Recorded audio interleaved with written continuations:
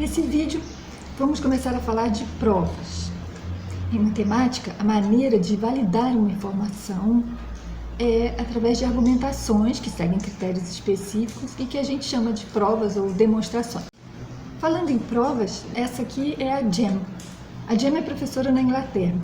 Ela desenvolveu um sistema de provas com diagramas, coisa que ainda não é muito aceita na matemática, mas que já tem aplicação na indústria. O sistema dela está sendo usado pela Nokia em protocolos de verificação de segurança. Legal, né? Começamos a estudar métodos de prova em matemática, retomando a questão que eu deixei para você pensar no nosso último vídeo. Quando temos conjuntos A e B definidos por lista, tipicamente, portanto, conjuntos finitos e pequenos, como que a gente faz para verificar se A está contido em B? Bom, o conjunto A está contido no conjunto B quando todos os elementos do conjunto A são também elementos do conjunto B. Então, o que a gente pode fazer é ir tomando cada um dos elementos do conjunto A, um por um de cada vez. E para cada um que a gente tomar, a gente procura na lista que define o conjunto B se aquele elemento é também um elemento de B.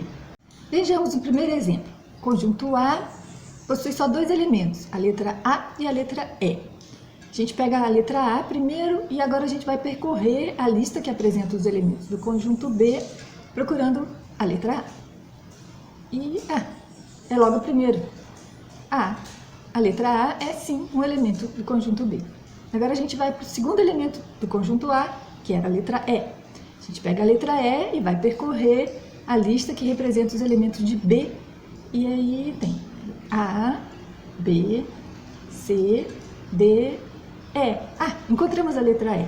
A letra E também é um elemento de B. Então, todos os elementos do conjunto A são também elementos do conjunto B e A está contido em B. A verificação foi fácil e rápida porque tanto A quanto B são conjuntos finitos e pequenos, com poucos elementos. Mas se a gente fosse escrever um texto apresentando a justificativa de por que A está contido em B, já não seria tão fácil, seria um pouco mais trabalhoso. Vamos ver agora o nosso último exemplo. Aqui a gente tem A e B definidos por propriedade. Bom, tipicamente, quando a gente tem conjuntos definidos por propriedade, ou são conjuntos finitos muito grandes, ou são conjuntos infinitos, como é o caso nesse último exemplo. Então, A é um conjunto infinito, eu não posso listar todos os elementos do conjunto A, eu posso verificar se A está contido em B da mesma forma como a gente fez no primeiro exemplo. Eu tenho, então, dois conjuntos A e B que são definidos por propriedade, e eu quero saber como que eu verifico, não exatamente, eu quero saber como que eu justifico que A está mesmo contido em B. Então, para começar, eu estou convencida de que A está contido em B e o que eu quero é escrever a justificativa. Então, o que a gente precisa fazer, o que é suficiente para a gente fazer para apresentar um argumento matemático, uma prova de que A está contido em B, quando A e B são conjuntos definidos por propriedade. Bom, o que a gente vai fazer é o seguinte, a gente começa tomando um objeto que a gente sabe que é elemento de A. A gente está supondo que é elemento de A. Mas eu não sei, A tem uma quantidade infinita de objetos, eu não tenho a lista dos elementos de A, e nem quero trabalhar com ela, porque ela seria uma lista que não acaba mais. O que eu sei é que quando eu peguei um elemento de A, eu sei que é um objeto que possui a propriedade que define os elementos de A, define o conjunto A. Então eu tenho um objeto, e a única coisa que eu sei sobre ele é que ele possui aquela propriedade que define o conjunto A. Tá bom. Usando só essa informação agora, a gente vai explicar por que esse objeto, por possuir a propriedade que caracteriza o conjunto A, ele também vai possuir a propriedade que caracteriza o conjunto B. Se a gente conseguir fazer isso direitinho, está provado que A está contido em B. Um exemplo. Aqui tem o conjunto A dos naturais não nulos, que são múltiplos de 4. O conjunto B é o conjunto dos naturais não nulos, que são múltiplos de 2. A está contido em B? Sim, temos certeza disso, convencidos. Então tá, agora como que a gente faz para justificar? A justificativa de que essa inclusão vale mesmo é a prova. Então, vamos pensar. Eu pego um objeto do conjunto A, não sei nada, só sei que ele é elemento do conjunto A. Então, a única coisa que eu sei é que ele é um natural não nulo, que é múltiplo de 4. E agora, usando só esse fato, eu preciso ver como que eu vou explicar que esse objeto tem que ser também um natural não nulo, que é múltiplo de 2, que é a definição do conjunto B. Certo. Então, por que os múltiplos de 4 são também múltiplos de 2? Bom, o natural não nulo, múltiplo de 4 é um número da forma 4 vezes alguma coisa. Essa alguma coisa também é um número natural, não nulo. Então, se x é um elemento de B, não. Se x é um elemento de A, é porque ele é igual a um número do formato 4K, onde K é o natural. Tá, mas se ele é 4K, 4 é 2 vezes 2, ele é 2 vezes 2 vezes K. E, então ele também tem esse formato 2 vezes algum outro número. Ele é um múltiplo de 2. Pronto, está explicado por que múltiplos de 4 são múltiplos de 2. Agora a gente tem a ideia da prova, a gente vai escrever a prova. Como é que escreve uma prova matemática? Começa fácil, começa com prova, 2 pontos. Depois a gente vai dizer, seja x um elemento de A. Se x é um elemento de A, é porque ele é um natural não nulo, que é múltiplo de 4.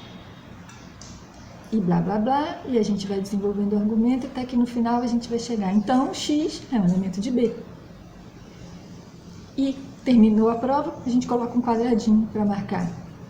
Terminei de escrever a minha prova. Voltando então para o nosso exemplo, como é que fica a redação da prova de que A está contido em B, quando A é o conjunto dos múltiplos de 4 e B é o conjunto dos múltiplos de 2. Prova 2 pontos. Seja x pertencente a A.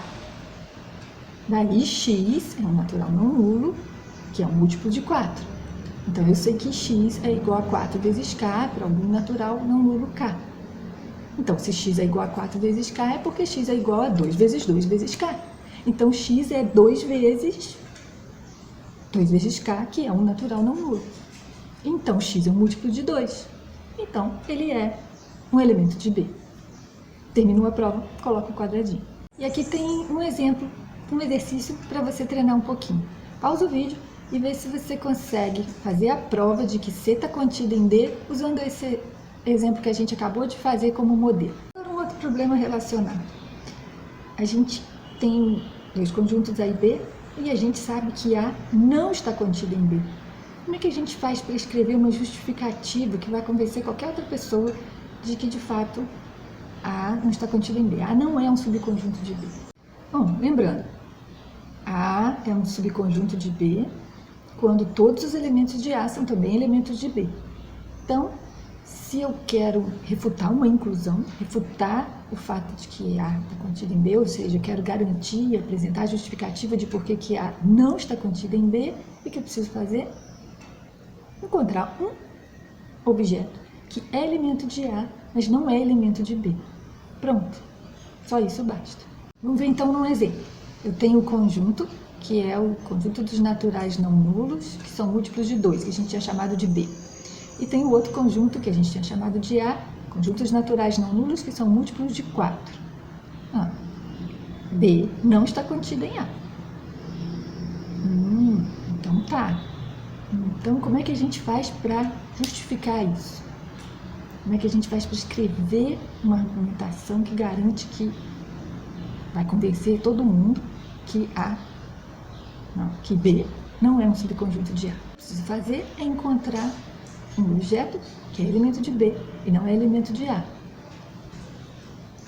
Ou seja, um objeto que é um múltiplo de 2, mas que não é um múltiplo de 4. 2. 2 é múltiplo de 2 e 2 não é múltiplo de 4. Tá bom, resolvido. O que a gente faz para escrever então? Os matemáticos não dizem que agora a gente vai escrever uma prova. A gente vai refutar uma inclusão, a justificativa, o texto que justifica que A não está contido em B não é chamado de prova na matemática. Então a gente não começa com prova 2 pontos. A gente começa simplesmente dizendo, considere 2, no nosso exemplo, um elemento de A. Considere X, um objeto específico agora, que é elemento do conjunto A. E aí você explica por que esse objeto tem características que mostram que ele não é um elemento de B. E pronto, acabou. Também não tem quadradinho, porque não era uma prova. O quadradinho marca o final das provas. Nosso exemplo, então, como é que a gente pode escrever? Vamos lá. Considere 2 que pertence a A. Então, eu sei que 2 é estritamente menor do que 4. E eu sei que todos os múltiplos de 4 são maiores ou iguais a 4. Então, eu sei que 2 não é um múltiplo de 4. Então, pronto. 2 não pertence a B. E acabou. E agora, um exercício para você ver se está tudo bem entendido. Você vai agora tentar mostrar que C não está contido em D. Esse conjunto C aqui não é um subconjunto do conjunto D. E você usa como modelo esse que a gente acabou de fazer e tenta escrever a justificativa, que não é uma prova. E agora, como é que a gente faz para provar uma igualdade? A gente quer provar que A e B são dois conjuntos iguais, A é igual a B. Bom, a gente já viu que dois conjuntos são iguais quando um está contido no outro e o outro está contido no um. Então é natural pensar que a maneira mais imediata de provar uma igualdade de conjuntos é provar duas inclusões. E é isso. Se a gente quer provar que A é igual a B, a gente faz a prova em duas partes. Na primeira parte a gente mostra que A está contido em B, a gente já viu como faz. E na segunda parte a gente mostra que B está contido em A. E terminou a prova. Agora, como é que faz para mostrar que dois conjuntos A e B não são iguais? A gente quer refutar uma igualdade de conjuntos. Como é que faz? Esse é um problema que eu vou deixar para vocês pensarem. O exercício, então, é elaborar um critério para justificar, que a gente pode usar para justificar quando dois conjuntos dados não são iguais. E aí, depois que você pensar no critério, você aplica o critério no exemplo que está aqui. O que a gente está discutindo sobre prova de inclusão e de igualdade de conjuntos, na verdade, é um caso particular de uma situação mais geral em matemática. Vamos examinar a definição de inclusão de conjuntos. A gente escreve A está contido em B e a gente poderia também escrever para todo X, se X pertence a A, então X pertence a B. Dizer então que A está contido em B é a mesma coisa que dizer que para todo X, se X pertence a A, então X pertence a B. E a gente poderia escrever isso de uma maneira ainda mais geral. A gente podia dizer, A foi dado por uma propriedade P, B foi dado por uma propriedade Q. Vamos imaginar que os conjuntos foram definidos por propriedade. Então a gente podia dizer, ao invés de falar A está contido em B, poderia dizer para todo X, se X é P, então X é Q. Frases desse tipo tem esse formato, ou que você pode reescrever e colocar nesse formato. Qual formato? Esse aqui. Para todo X, se X é P, então X é Q. São chamadas de generalizações de implicações. A gente chama de generalização porque tem para tudo. Chama de implicação porque tem se, então. Para todo é um quantificador em matemática e essa formulinha se, então, a gente usa para juntar o X é P com o X é Q. A gente chama de conectivo em matemática. É um dos conectivos que são usados em matemática.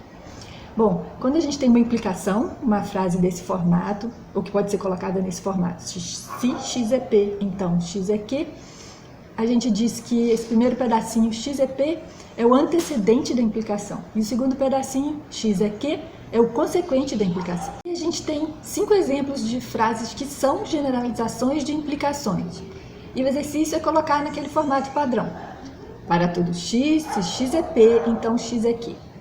Então, o primeiro exemplo, todo homem é mortal, ia ficar assim. Para todo X, se X é homem, então X é mortal. E o exercício é fazer o mesmo para os outros 4 exemplos. Agora, a gente pode aproveitar tudo que a gente discutiu sobre como provar inclusões de conjuntos e aplicar para resolver o problema de como provar enunciados que são generalizações de implicações. Então, se eu quero provar um enunciado em matemática que é nesse formato, que é para todo X, se X é P, então X é Q, como é que eu faço? Eu começo pegando um objeto qualquer, genérico, e a única coisa que eu sei desse objeto é que ele tem a propriedade P, e aí eu desenvolvo um raciocínio para garantir que, porque ele tem a propriedade P, ele também tem que ter a propriedade Q. Se conseguindo isso, está aprovado. Tá bom, então como é que eu vou escrever agora? É a segunda parte do meu problema. A parte é provar, a outra parte é como é que eu escrevo. Bom, para escrever, a gente começa com prova 2 pontos. Em seguida, a primeira linha da prova. Seja x, tal que x é P. Peguei um objeto genérico, então, que tem a propriedade P. Tá, e aí, usando só essa informação, eu vou argumentar, explicar por que x também tem que ter a propriedade Q. Seguindo isso, eu concluo. Logo, x é Q. E coloco o quadradinho para encerrar a prova. Agora tem um exercício. Tem aqui 3 enunciados matemáticos que são generalizações de implicações. Então, é bom a gente começar reescrevendo. Quando ele não está no formato padrão, a gente reescreve naquele formato. Para todo x, se x é P, então x é Q. E aí, reescrito o enunciado, o exercício é fazer a demonstração, fazer a prova de que realmente esse é um fato que está valendo em matemática. Então, fazer provas de generalizações de implicações é análogo a fazer prova de inclusões de conjuntos, de enunciados que afirmam inclusões de conjuntos. Tá bem. Agora, então, vamos aproveitar essa analogia e vamos elaborar um critério para refutar um enunciado que é uma generalização de uma implicação. Então, se eu digo para todo x, se x é P, então x é Q, e isso é falso, como é que eu faço para escrever um argumento que garante matematicamente de que, de fato, isso é falso? Esse é um exercício para você pensar. Depois que você elaborar esse critério para refutar uma generalização de implicação, você aplica o critério e mostra que é falso que toda potência de número irracional é também um irracional. Bom, agora vamos examinar a frase que diz que 2 conjuntos são iguais. Dizer que um conjunto A e um conjunto B são iguais é a mesma coisa que dizer que, para todo x, x pertence a A, se somente se x pertence a B. Essa frase a gente está querendo dizer, então, que todos os objetos que são elementos de A são também elementos de B e vice-versa. De forma mais genérica, a gente teria, para todo x, x é P, se somente se x é Q. A gente está pensando, então, agora que P é a propriedade que caracteriza o conjunto A e Q é a propriedade que caracteriza o conjunto B. E a gente pode pensar que P e Q são propriedades e que não estão necessariamente ligadas a um conjunto que foi definido usando essa propriedade. O enunciado que a gente pode reescrever nesse formato, para todo x, x é P, se somente se x é Q, a gente diz que é uma generalização de uma bimplicação. E, de novo, a gente está chamando de generalização porque aparece essa partícula para todo, que é um quantificador, chamado quantificador universal na matemática. E a gente está dizendo que esse enunciado é uma bimplicação porque aparece se somente se. Essa partícula é um dos conectivos usados em matemática. Para provar uma igualdade de conjuntos, a gente prova 2 implicações, a gente também pode provar generalizações de bimplicações, provando 2 generalizações de implicações. E essa é a estratégia básica para a gente provar enunciados em matemática que tem esse formato. Para todo x, x é P, se somente se, x é Q. A gente divide a prova em 2 partes. Na primeira parte a gente prova que para todo x, se x é P, então x é Q. E na segunda parte a gente prova, que é chamado a volta, para todo x, se x é Q, então x é P. Então, provas de generalizações de implicações tem 2 partes, uma é a ida e outra é a volta. E agora o nosso último exercício, aproveitando essa analogia entre igualdade de conjuntos e generalizações de bimplicações, vamos elaborar um critério para refutar uma generalização de uma bimplicação. Então, quando a gente tem um enunciado que é uma generalização de uma bimplicação, mas é falso, como é que a gente faz para justificar por que ele é falso? Garantir que ele é falso mesmo, ou refutar o enunciado. Então, depois que você elaborar o critério, você aplica nesse exemplo aqui. Um número é primo se e somente se os únicos divisores dele são o 1 e ele mesmo. Esse enunciado é falso, E você vai então usar o seu critério para garantir que ele é falso mesmo, para escrever a refutação. No próximo vídeo, vamos estudar um método de prova que só pode ser usado para alguns casos particulares, para provar casos particulares de inclusões de conjuntos. É o método de prova por indução. Ele só pode ser usado em casos particulares, mas ele é muito útil. A gente pode usar o método de prova por indução sempre que a gente quer provar um enunciado da forma: para todo x, se x é um número natural, então x é p.